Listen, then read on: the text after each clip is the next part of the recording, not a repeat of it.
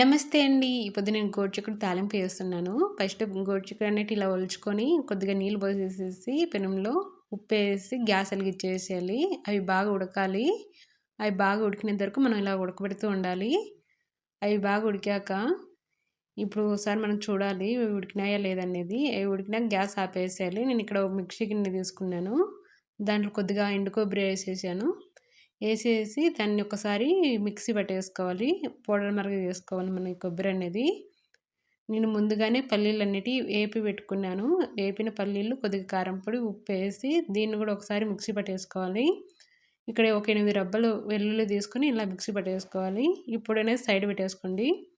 ఇప్పుడు గ్యాస్ వెలిగించేసి పెనం పెట్టేసుకుని ఆయిల్ వేసుకోవాలి. ఆయిల్ వేసుకున్నాక పోపు దినుసులు అన్నీ వేసుకోవాలి. పోపు దినుసులు బాగా వేగినాక ఒక ఎర్రగడ్డ అనేది ఇలా కట్ చేసుకొని వేసేసుకోవాలి. 2 తెల్లగడ్డలు అనేటివి ఇలా దంచేసుకోవాలి. ఆ పోపు అనేది బాగా వేగాలి. వేగాక 2 రెమ్మలు కరివేపాకు 2 ఎండుమిర్చి తుంచి వేసుకోండి. పోపు అనేది బాగా వేగాలి మనకు. పోపు వేగితే టేస్ట్ బాగా వస్తుంది.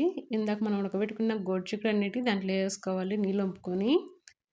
బాగా ఒక 5 నిమిషాలు బాగా పోపులో అనేది బాగా వేగాలి ఈ గోరుచిక్కుడు అనేది. ఇప్పుడు మనం ఇందాక ఆడిచ్చి పెట్టాం కదా కొబ్బరి పౌడరు, ఆ పొడి అంతా వేసేయాలి. వేసేసి ఒకసారి కలిపేసుకోవాలి మొత్తం అంతా. ఈజీగా ఉంటుంది ఈ వేపుడు అనేది, ఫాస్ట్గా అయిపోతుంది. ఒకసారి ట్రై చేయండి. టేస్ట్ మాత్రం చాలా బాగా వస్తుంది. అన్నంలోకి చాలా బాగుంటుంది. మీకు కానీ ఈ వీడియో నచ్చితే చిన్న లైక్ చేయండి. మన ఛానల్ సబ్స్క్రైబ్ చేసుకోండి.